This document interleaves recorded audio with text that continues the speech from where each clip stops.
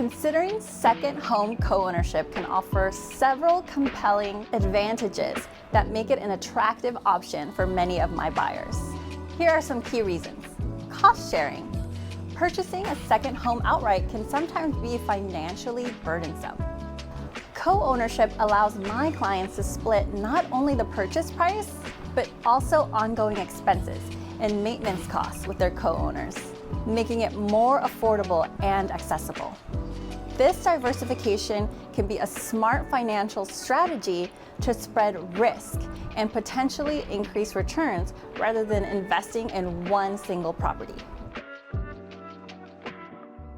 With a co-ownership, you can share the usage of the property with your co-owners. This means you get to enjoy the second home based on the amount of time you want to visit. Co-owning expands the ranges of properties you can consider. With multiple co-owners, you can pool your preferences and budgets. Tap your commission from other markets, even if you're unlicensed. Wouldn't it be nice to be able to sell in all 50 states? Sure, it would be, but you would also need to be licensed in all these states. By partnering with CoHome, we are able to avoid this because you get paid as a referral fee. The more buyers you can tap into, the more house opportunity you will have.